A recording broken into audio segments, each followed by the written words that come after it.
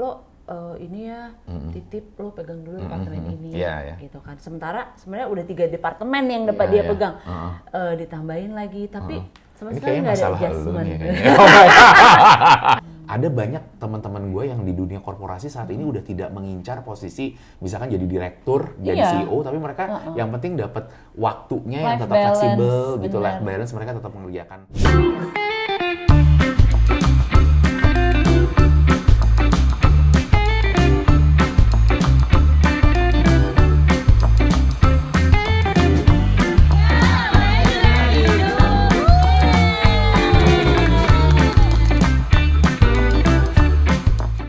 Halo guys, kembali lagi di podcast gue, Coach Ichan. Dan kali ini gue gak sendirian, lagi-lagi kedatangan teman SD gue, Tia. Halo. Hai. Lagi-lagi lu ya datang ke sini, nggak bosan? Lama-lama ganggu ya? Ya, namanya juga ganggu hidup ya. Sih? Namanya juga hidup, jadi pasti banyak masalah hidup. Ya. Banyak masalah kayaknya ya? Enggak lah, nggak harus selalu masalah kan. Oh gitu ya? Kan bisa aja butuh tips. Benar-benar. Ya sambil kita lagi ngabuburit nungguin gitu. Buka puasa, jadi sambil ada snack-snack di sini. Kita belum boleh buka dulu ya? Buka dulu ya, ini lagi kan masih. Sejam lagi. Sejam lagi nih. Bener-bener. Ya udah, jadi sebenarnya gara-gara obrolan kita kemarin. Pas lagi kita lagi olahraga nih. Itu, ya kan tuh kan soal kekaryawanan gitulah. Oh iya. Dan mostly cerita-cerita tentang anak buah gue, gitu kan. Terus gimana tuh anak buah lu pada reaksinya gimana? Iya, tapi jadi banyak yang follow up gitu. Dan curhat lagi gitu. Dan sebenarnya kemarin kan gue masih banyak pertanyaan ya, kita kepotong kalau udah keburu buka azan. Jadi ya udah deh, mumpung nanti kita mau buka bareng ya kan. Gue datang lebih awal ya kan. Ya biar lo ada temannya juga kan. Bener, ngabuburit. Peres nih. Iya, jadi apa-apa nih? Apalagi ini kan masih Ramadan ya. Bener. Lo ngalamin itu nggak sih war tajil? War takjil? Ini sih nggak. Dia emang nggak pakai war tajil. Soalnya semua udah tinggal diurusin. minta imam cariin. Pokoknya udah siap, udah ready ya. Kapan-kapan kita buka kulkasnya. Itu kulkas bisa buat sebulan sih makanan semua. Bener. Iya, kalau gue di kantor gue. Iya, gimana tuh war takjil kan gitu? lagi viral kan si war takjil ini gitu. Tapi kayak baru tahun ini ya viral gitu kan. Jadi war itu bukan konser aja ya? Bukan konser doang, tapi emang segitu kreatifnya orang Indonesia ya, sampai tajil aja dibawain. Tapi gue ngalamin di kantor gue kan grup kan, jadi cukup banyak unitnya gitu, maksudnya kantornya banyak, jadi warganya banyak. Jadi dan rebutan memang tuh ya? Terpusat di satu gang gitulah, gang pengkolan gitu yang itu isinya ini. Nah, di saat kita tiba-tiba harus meeting atau apa, kita tuh pasti jokesnya udah, aduh bawaannya udah lemes deh nih. Bawaannya udah berubah jadi pecel, karena udah jam 5, udah jam 3, Bo. Iya. Dan maksudnya gue sempat nanya, si tren war ini tuh berefek positif banget buat para pelaku bisnis ini, ya maksudnya para pedagang lah, gitu. Sampai gue coba beli aja gue dicuekin, gue kayak harus nunggu berapa ya? Saking banyaknya customer yang antri gitu ya. Sampai akhirnya gue ngambil sendiri, ini servis sendiri lah, ngambil plastik sendiri, ngambil sendiri, dan semua udah kris di mana-mana ya. FYI, ya udah digitalisasi semua. Bener gue ngambil sendiri. Tinggal scan QR. Dan benar-benar juga secepat kilat itu sih transaksi itu terjadi gitu kan. Dan jujur li harga juga nggak naik sih terkait war tajil itu. Nah jadi menurut lo gimana tuh ngelihat fenomena war tajil ini? Yang pasti memang di dalam bulan-bulan tertentu ya, termasuk ya di dalam hal ini bulan Ramadan ya, itu pasti ada bisnis-bisnis yang diuntungin gitu ya. Diuntungin itu dikarenakan emang lagi butuh gitu, orang lagi butuh, jadi mau nggak mau demand-nya naik gitu ya. Dan tentunya ya salah satunya ya bisnis makanan gitu ya. Dan ya apalagi yang berhubungan dengan makanan bukaan, terus kemudian buka puasa atau kue-kue lebaran gitu kan, itu bener-bener yang lagi naik-naiknya ya. Kalau gua tanya pelaku bisnis kayak kue lebaran aja, itu kayak 80% gitu penjualan dari kuenya itu dalam setahun itu mungkin terpusatnya di 1 bulan iya, aja. benar. Termasuk 1 kayak bulan bisa membiayai bulan lainnya? iya, kayak bisa sampai 50-80% deh, setengahnya lebih setidaknya gitu. Nah, itu ya berlaku tante lo juga. kan usaha itu. Iya, yang di Bandung, Kue-kue. yang Enak Cookies. Kue Nyebut deh. Terus kemudian Itu tante lo? Jadi gitu. keluarga. Oh iya. Terus kemudian Itu ini banget loh. ya tante keluarga Viral ya. banget. artinya. Iya. Ya terus sama ini baju boleh lo koko. sekali-sekali ngomong Ya baju sendiri koko ini teman gua. Jadi termasuk baju koko teman gua, dia juga sudah usaha kayak 18 tahun. Salah satu trainer kita juga di Cari Ilmu. Itu ada dia juga bisnisnya sangat diuntungkan ketika bulan Ramadan. Itu bisnisnya namanya baju koko, usaha baju koko. Baju koko itu kan tentunya dipakai ketika lagi ini ya Ramadan Ya, ini lebaran gitu. Jadi mau halal nggak mau bihalal. halal bihalal. Banyak sih. Banyak. Jadi akhirnya dia secara penjualan juga 50% lebih itu ada dalam setahun ya. Itu ada di bulan Ramadan ini gitu. Jadi ketika udah lewat Ramadan ya langsung penjualannya ya 1/10-nya kali gitu. Jadi ya memang ini yang namanya dalam dunia bisnis tuh ada segmentasi waktu gitu sebutnya. Momen, jadi ya memang kayak sirup yang terkenal itu. Iya. Kan orang ingetnya pas pada saat Ramadan dan memang sengaja brand tersebut itu juga memang invest itu atau tadi kayak lo bilang iklan mungkin 80% di bisa situ. membiayai setahun gitu. Bener. Jadi memang ya, tapi kalau memang kita ngomong makanan secara umum tadi kayak tajil dan sebagainya itu kan sebenarnya memang lebih bisa ini ya di bulan-bulan lainnya juga tentunya tetap naik gitu. Tapi memang pas lagi Ramadan ya sama lebih aja. cookies itu kan sebenarnya bisa pas Natal, bisa pas pas lagi ada CNY, hampers, Chinese New Year, atau emang gitu ya. segmen-segmen yang Ulang korporasi tahun. ulang tahun, kayak gitu Ini sih. tuh lebih oke ya kalau makanan. Iya. Dan termasuk dalam hal sebenarnya mirip sih kayak bisnis-bisnis yang tren ya. Ya nggak sih, kayak ibaratnya kalau ada nih yang lagi viral nih suatu brand gitu kan, misalkan kalau yang kemarin dari Thailand apa? Minuman, roti ya viral. kan, roti viral yang apa milk bun, ya kan milk bun itu kan balik lagi. Atau yang dulu-dulu kan kita viral yang kayak yogurt lah, apa martabak dengan berbagai rasa lah dan sebagainya. Es krim.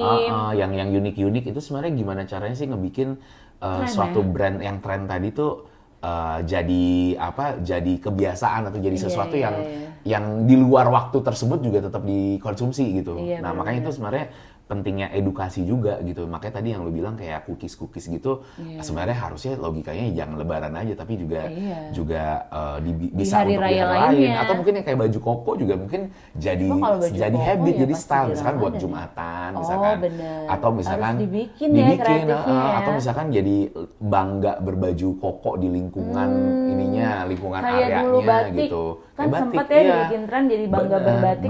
Pasti orang nggak cuma punya satu batik. Itu kan sebenarnya ujung-ujungnya kan untuk menaikkan industri fashion batik gitu kan. Jadi ya menurut gua itu mirip lah dalam dunia bisnis yang segmentasi waktu tadi gitu. Jadi kalau makanan memang kalau kita bisa bilang sih harusnya organik ya. Maksudnya dalam artian evergreen jadi nggak yang cuma di waktu tertentu aja, tapi ya ibaratnya memanfaatkan momen lebih lagi jualannya itu lebih diuntungkan. Termasuk dari sisi varian rasanya. Jadi banyak juga tuh kayak teman-teman atau peserta gue, ini peserta coaching ya di Business Coach, itu kayak ada perubahan gitu. Misalkan dia awalnya sebelumnya dia buka GoFood atau GrabFood atau ShopeeFood gitu ya yang online, itu misalkan tadinya jualan makanannya tuh makanan mie misalkan, mie ayam gitu. Tapi kemudian pas saat waktu bulan puasa itu kan minat yang buka pakai mie mungkin jarang gitu ya. Jadi akhirnya dia switch dulu gitu. Jadi itu juga sah-sah aja sih untuk kayak pivoting atau ngelihat demand gitu. Maksudnya ngelihat kemauan pasar gitu yang mungkin bukan yang jadinya akhirnya berubah tapi ditambahkan menu gitu kan. Itu juga bisa gitu. Jadi memang balik lagi kita harus peka sih, lihat peluang. Nah, terus lanjut ya, ngomong-ngomong Ramadan yang udah bentar lagi mau Lebaran gitu kayak mau 10 hari terakhir Ramadan kan, pasti udah pada nerima THR. Dan lucunya nih kalau di tempat gue itu, dan mungkin banyak perusahaan lain juga pasti ada, itu tuh THR, gaji, bahkan ada bonus tahunan itu dikasih di satu tanggal yang sama. Nah, itu yang bikin gue sebenarnya happy harusnya ya, happy bersyukur ya. Bener. Tapi mungkin yang bikin karena gue leader yang punya banyak anak buah gitu ya, gue jadi agak worried. Abis. Anak buah gue, enggak, Apa? anak buah gue pada resign jangan abis ini. Gue takut gitu, Bo. Karena lagi pada nungguin. Iya, karena sebenarnya apa namanya, ada selentingan-selentingan juga gitu ya dari sebelumnya gitu yang pasti. Nanti resignnya habis bonus aja. Iya. Terus di mana bonus itu biasanya habis lebaran. Misalnya lebaran dulu, sebulan 2 bulan setelahnya gitu baru ya. bonus. Jadi THR dan bonus gitu ya. Iya, jadi kan lumayan agak lama tuh nahannya ya. Iya. Nah ini sekarang dijadiin satu. Jadi akhirnya. Jadi gue malah sebagai atasan jujur sih agak worried gitu. Gue takut karena gini, karena dia untuk menunggu lagi kan masih lama waktunya. Menunggu kenaikan gaji biasanya awal tahun. Iya. Ya kan. Terus masih lama dong. Sekarang baru bulan Maret, akhir Maret. Apa namanya? Masih berapa? 9 bulan lagi. Jadi kan. Kalau ada kesempatan di luar, mendingan gue cabut. Iya. Tapi kan nggak semudah itu juga kan, nggak segampang itu juga dapat kerjaan yang baru di situasi lagi kondisinya juga. Ya kecuali emang spesial ya kesempatannya, pasti ada lah. Ya. Tapi ya kalau gue sih ngeliatnya sebagai leader di kantor, ya gue kan juga pernah ya jadi karyawan lama, malah gue lebih lama jadi karyawan kan, dimana memang pasti behavior atau pola perilaku karyawan itu pasti begitu ya, ketika mau resign pasti nunggu bonus dulu, sayang gitu ya, karena belum tentu di kantor yang baru dapat THR full gitu kan, pro rata dulu biasanya kan, atau cuti juga harus nunggu setahun dulu gitu kan, ada hal-hal kayak gitu. Jadi tapi ya balik lagi pasti ada lah orang-orang tertentu yang mungkin udah consider pindah karena memang secara alasannya dapat pull factor yang kuat atau faktor dari luar yang kuat yang narik dia ya, biasanya kenaikan gaji yang lumayan besar gitu ya. Tapi kalau bagi gue sih intinya sebagai leader, kalau kita lihat anak buah kita misalkan dapat sesuatu yang lebih baik dan memang keluarnya juga apa jadi ya? Nggak boleh egois ya? Iya, menurut gua nggak boleh egois sih. Bahkan sebagai business owner, gue sebagai owner, gue sebagai ini bukan sebagai atasan nih, gue sebagai owner aja kalau ngelihat di tim gue ibaratnya ada yang keluar tapi ternyata pas waktu keluar dia dapat yang lebih baik dan berprestasi atau jadi business owner lainnya, menurut gue itu seneng banget. Jadi kayak leader create leaders gitu. Jadi kayak yang baru namakan leader tuh kalau begitu. Tapi ya balik lagi kalau dari awal mempersiapkan dia untuk udah dia bisa cabut dong gitu ya. Ya balik lagi sih kan tujuan kita hidup kan sebenarnya kan menjadi manusia yang bermanfaat buat orang lain. Jadi kalau ternyata itu makanya gue nggak boleh cari ilmu, dia yang punya. Memberi manfaat kan bukan berarti untuk manfaat buat gue kan gitu. Kan logikanya kan harus buat dianya gitu. Jadi kalau bagi gue misalkan nih contoh ya, kalau gue bikin culture atau ya nilai-nilai yang ada di Cari Ilmu atau budaya di Cari Ilmu, ketika misalkan kita investasi ke karyawan dengan training, pembekalan, kita tuh nggak pernah yang namanya nahan-nahan apa gitu kan. Biasanya perusahaan ada tuh yang namanya sertifikat gitu kan, pelit-pelit, hitung-hitungan dan sebagainya. Kalau bagi gue ya udah ibaratnya apa yang kita kasih training atau apapun itu yang investasi, kalau misalkan ternyata dia tidak memvalue itu, suatu saat dia yaudah gue pengen keluar dan sebagainya, ya kalau bagi gue ya dia punya loss kalau memang alasan dia keluarnya itu menurut gue hanya karena bener-bener pull factor aja. Pull factor tuh dalam artian cuma mau ngejar gajinya aja misalkan, atau karena emosional, karena push factornya karena emosional. Emosionalnya karena dia lagi overwhelmed sama kerjaan yang di dalam gitu. Tapi dia tidak mengkomunikasikan. Jadi emang toxic jadinya, ngeluh aja gitu.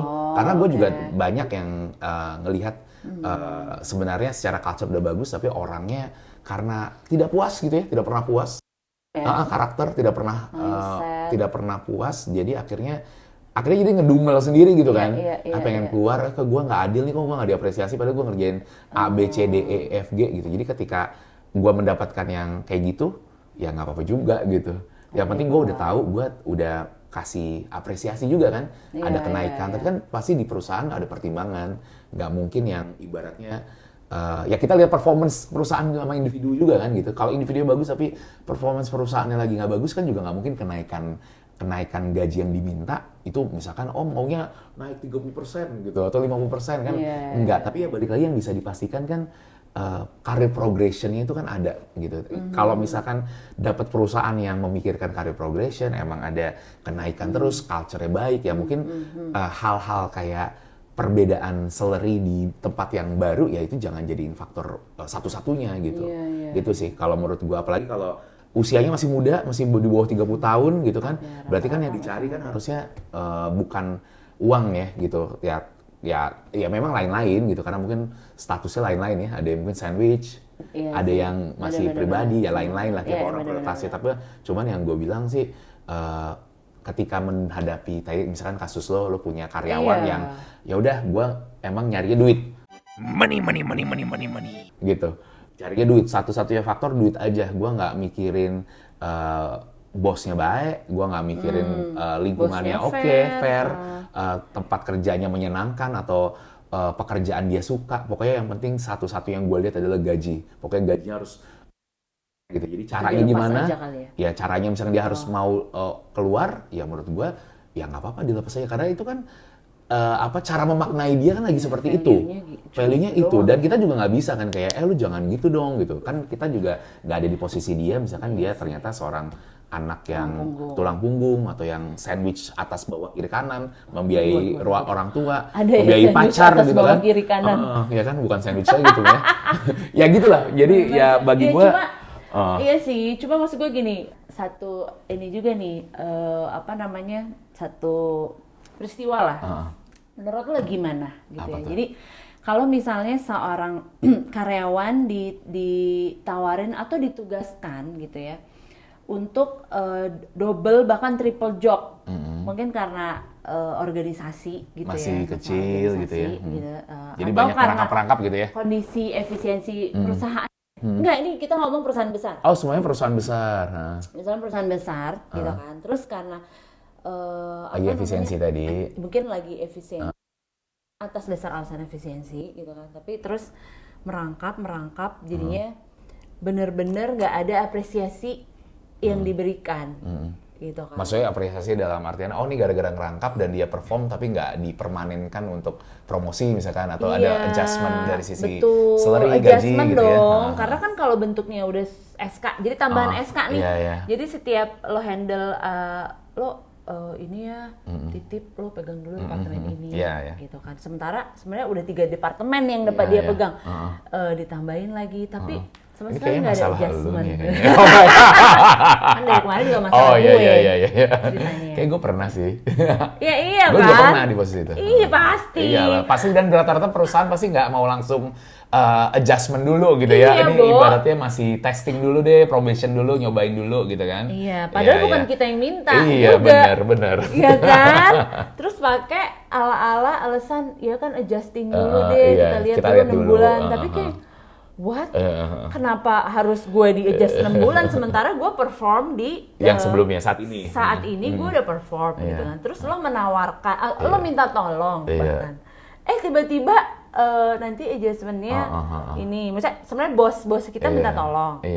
Tapi HR-nya nggak bisa, itu harus probation dulu, dulu, gini. Without any appreciation, bahkan tim juga nggak ditambah. Jadi tapi kalau menurut gue ya intinya ya itu balik lagi kan tergantung kebijakan ya. Karena gue langsung ngomel-ngomel sih. Langsung ngerasa kok treat unfair gitu ya. Gitu sih lo gitu, nggak bisa. Kayak diperlakukan nggak adil gitu ya. Iya nggak adil. Iya. Kalau kata gue sih itu wajar banget ya. Kayak di semua perusahaan tuh banyak terjadi ya. Apalagi di senior leader ya di Jakarta, yang dimana memang pasti ujung-ujungnya mau efisiensi, nyari orang susah ya kan, apalagi yang levelnya di senior gitu kan. Nah jadi akhirnya ketika ada yang dirasa mampu, dirasa capable, akhirnya di stretch tapi tanpa adanya adjustment untuk promotion gitu kan. Kan harusnya kalau megang itu ya kalau mampu ya harusnya promotion dong, ibaratnya ada kenaikan gitu ya. Cuma kan memang ibaratnya kadang perusahaan tuh lebih baik kayak meng-hire dari luar dibanding kayak mempromosikan yang dari dalam, kadang gitu kan. Kadang ya gitu? Itu sebenarnya menurut gue tergantung ini juga sih, tergantung dari leader-leadernya. Makanya yang harus dikasih pemahaman yang benar ya, atau kalau ada training, pembekalan tuh sebenarnya harusnya di level-level yang paling atasnya dulu gitu, yang ibaratnya dalam hal talent resourcing-nya tuh mau seperti apa gitu. Karena memang nggak sepenuhnya benar kalau orang dari luar ya itu lebih baik daripada yang di dalam gitu. Bisa aja sebenarnya orang yang dari dalam tuh secara potensi ya kita ngomong ya, secara potensi tuh lebih gitu, secara kompetensinya. Iya. Tetapi mungkin belum Banyak terlalu kelihatan. plusnya lah, Iya, pasti tapi kan belum kalau kelihatan ada di mungkin, dalam. belum terlihat gitu ya, belum terlihat ya mungkin karena lingkungan yang nggak ngedukung gitu, atau mungkin dari sisi assessment misalkan KPI yang kurang baik gitu kan, assessment penilaian lah gitu ya. Nah jadi banyak itu jadi akhirnya terjadinya seperti itu gitu. Nah kalau misalkan tadi apakah kita bisa menolak atau enggak ya menurut gue itu tergantung negotiation kita sih gitu. Ibaratnya kalau memang udah dirasa apa ya nggak fair atau misalkan dari awal udah kayak stated aja ini misalkan berapa lama, kalau emang berhasil ada kenaikan atau enggak, atau mungkin utarakan kita kondisi kita juga, bukannya kita nggak mau ambil tanggung jawab lebih gitu ya, misalkan oh tapi kondisinya misalkan gue punya prioritas lain, misalkan gue juga ada bisnis sampingan nih, atau oh ternyata gue punya anak yang lagi butuh perhatian gue lebih gitu. Ya kayak gitu-gitu disampaikan aja ke leadernya dan sebagainya, dan jangan jadi tipe orang yang mau terima aja gitu. Menurut gue sih itu sih. Jadi ya dikomunikasikan, karena balik lagi jangan sampai atasan kita atau HR ya, human resource perusahaan kita itu berpikir semua orang di perusahaan tersebut tujuannya sama, yaitu pengen naik promosi atau naik gaji terus. Karena belum tentu loh. Ada banyak teman-teman gue yang di dunia korporasi saat ini udah tidak mengincar posisi misalkan jadi direktur, jadi CEO, tapi mereka yang penting dapat waktunya yang Life tetap balance, fleksibel gitu, bener. life balance, mereka tetap mengerjakan dengan baik pekerjaannya, tapi di satu sisi mereka masih punya kehidupan yang baik di luar gitu ya, di kehidupan pribadinya, di keluarganya gitu. Jadi ya tiap orang punya prioritas atau tujuan yang beda-beda. Jadi makanya itu yang perlu disampaikan kan, dikomunikasikan. Kalau nggak dikomunikasikan ke leadernya atau ke HR-nya kan mereka nggak tahu gitu. Jadi kalau saran gue itu sih.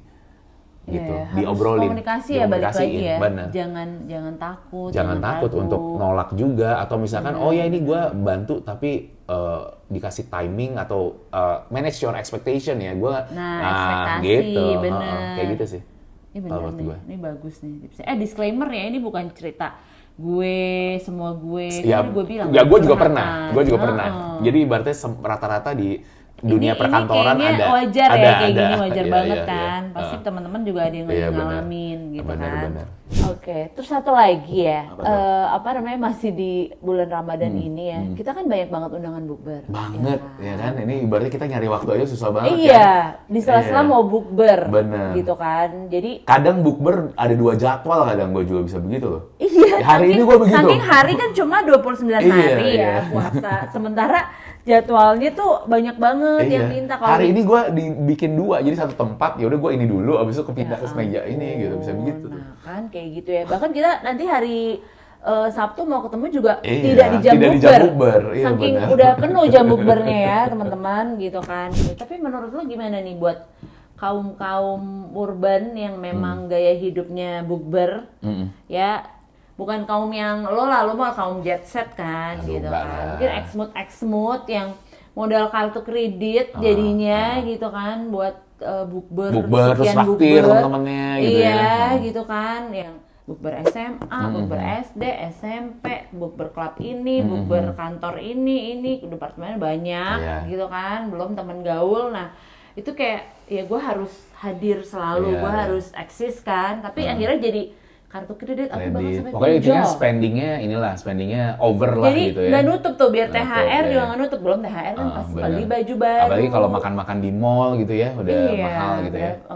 Ya kalau kata gue sih intinya kalau dalam Ramadan ini, kalau kita tadi ya buka bareng sama teman, misalkan ya yang paling penting tuh sesuaikan dengan kondisi keuangan atau kantong kita sih intinya. Tapi kalau malu, Menurut gua kalau misalkan ternyata contoh ya misalkan diajak di tempat yang kita bukber nih sama totonya yang mewah-mewah gitu, dan all you can eat terus kitanya nggak sesuai dengan budget kita gitu, misalkan kayaknya nggak apa-apa deh kalau emang ibaratnya kita bilang aja, kita sampaikan kalau sebenarnya ya kasih ide misalkan kenapa nggak yang misalkan yang budget lebih murah gitu, atau kalau misalkan emang benar-benar oh nggak mau, kita mau yang tempat mahal ini gitu. Kalau lo nggak mau ya udah lo nggak usah ikut. Ya udah, berarti kan itu bukan your true friends. True friends gitu. Jadi ya nggak apa-apa juga, karena menurut gue intinya kan kalau kita susah, kan yang mikirin kan nggak ada lagi orang lain ya, kita lagi kan. Bener, ya nggak dibayarin kartu nggak dibayarin kredit ya. Jadi maksudnya jangan mikirin apa kata orang sih.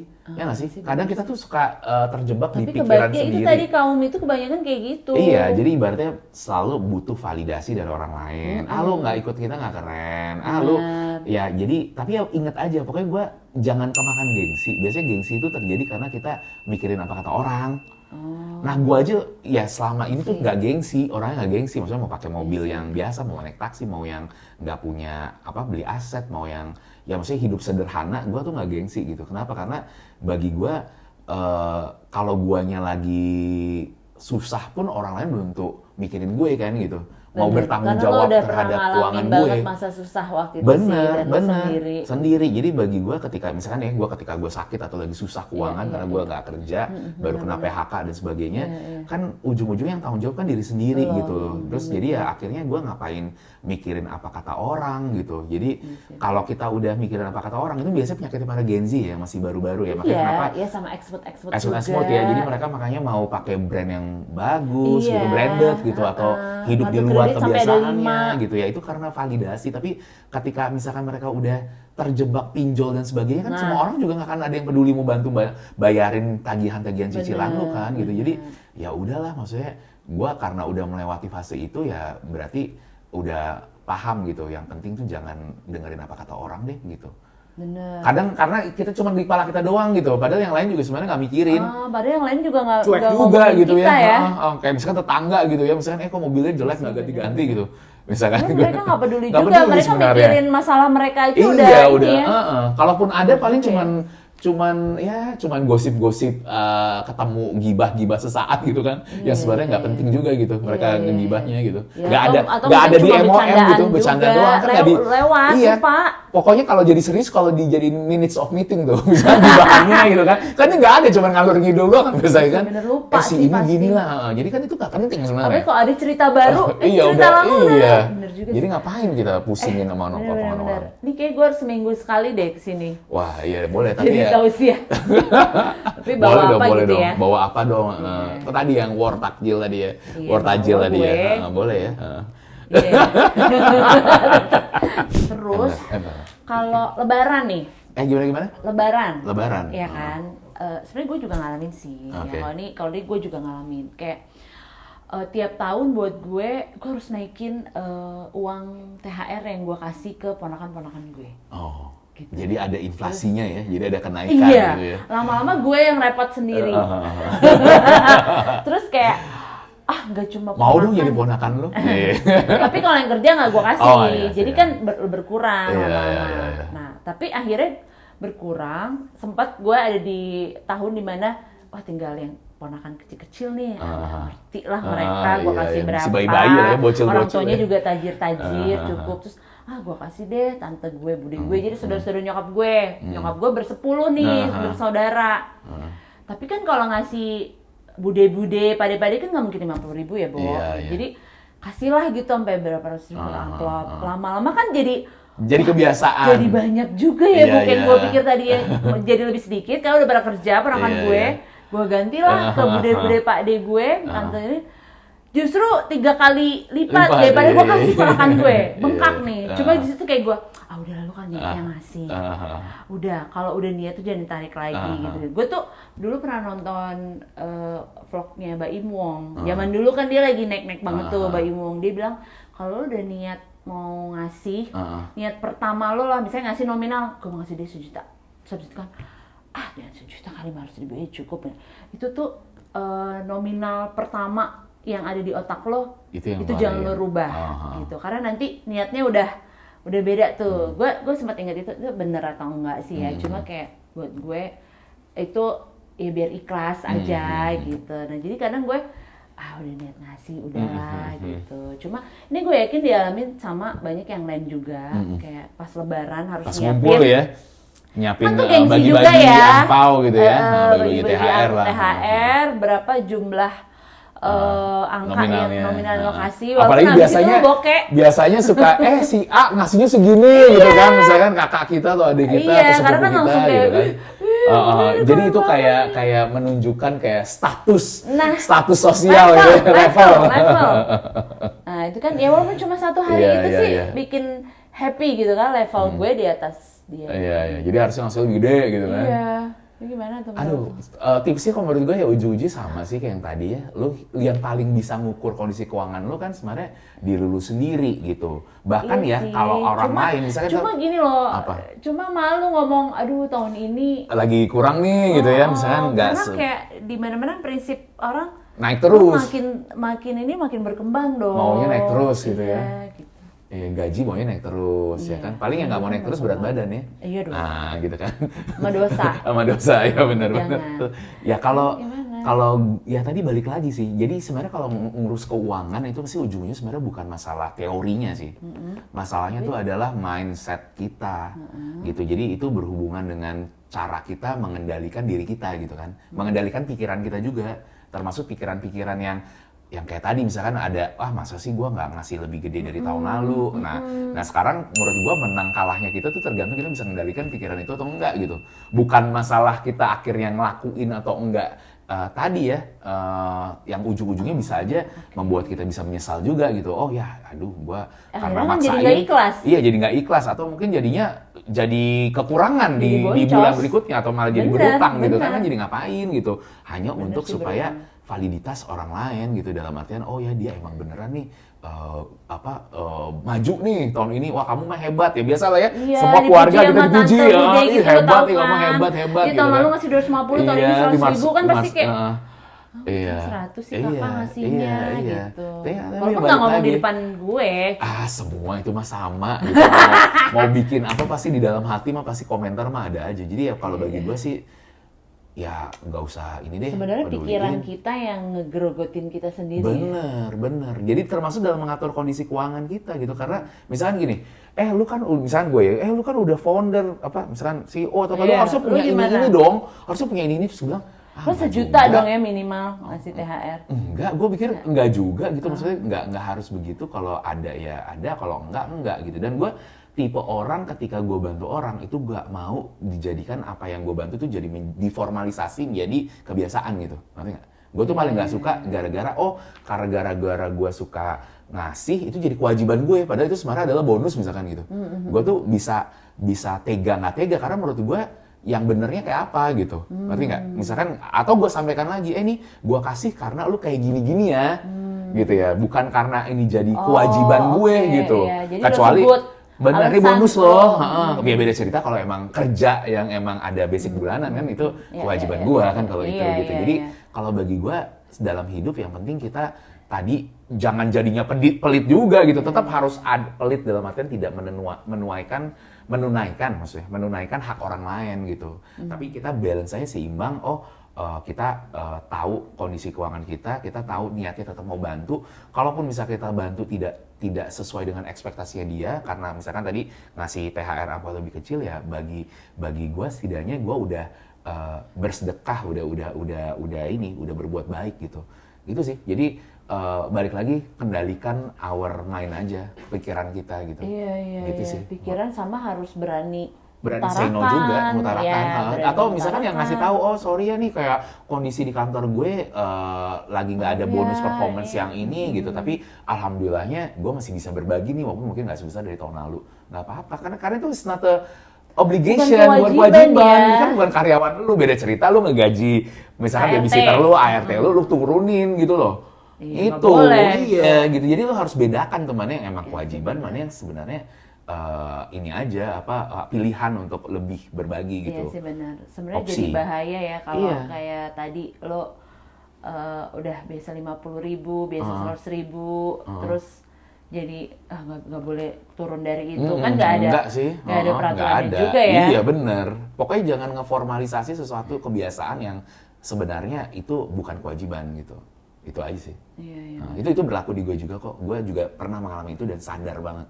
Nah, iya gitu. kan. Iya kayak gitu. Oke deh. Ya kan? Jadi gimana? Oke, aman? Iya, lebih relief nanti? Nyokap gue tahun ini minta THR-nya operasi katarak. Oh, karena lagi ada kebutuhan mau operasi. Kebutuhan. Ya, which is tuh kayak 1 kali THR gue juga sih kayaknya. Oke. Jadi langsung habis. Iya, tapi kan apa itu emang mungkin itu berdampaknya bagus gitu kan? Oh iya gitu. Jadi Untuk itu bisa pengobatan. jadi alasan, maksudnya bisa disampaikan Iya, juga bisa. kan Oh ke iya. yang lain. Iya, ya ke saudara-saudara yang keluarga, lain. gitu. Benar. Ya, gitu Sabar, sih. semoga cepat sembuh. Iya, thank you ya. Ya nanti sih habis lebaran, karena udah deket lebaran Iya, banget kan, nanti malah dia susah pas lebaran. Jadi habis lebaran kayaknya. Udah mau maghrib ya by Iya the way. nih, udah mau Ini- maghrib ya, udah saatnya. Ini udah ada menjelang buka. gini-ginian. Iya nih. Nah, ini boleh dong nih berarti kalau ada yang mau naro ya. Iya, mau naruh boleh ya, Placement, brand placement ya. placement. Yang pasti Biar ada cari brandnya di ya. luar cari ilmu lah ya. Iyalah. Ada yang lain lah ya mudah-mudahan Iya, ya. biar ada brandnya nempel di sini ya.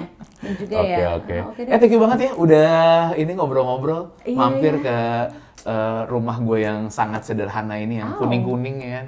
Emas-emas kuning. Kenapa jadi emas-emas ya, gue juga nggak tahu deh.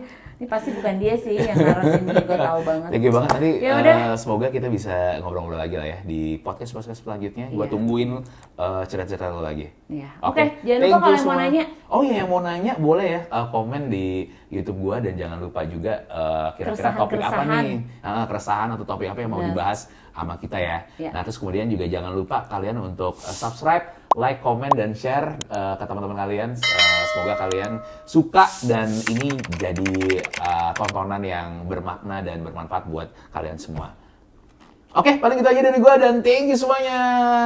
Bye. Bye. Thank you dari bawa Thank you ya. ya. Bye.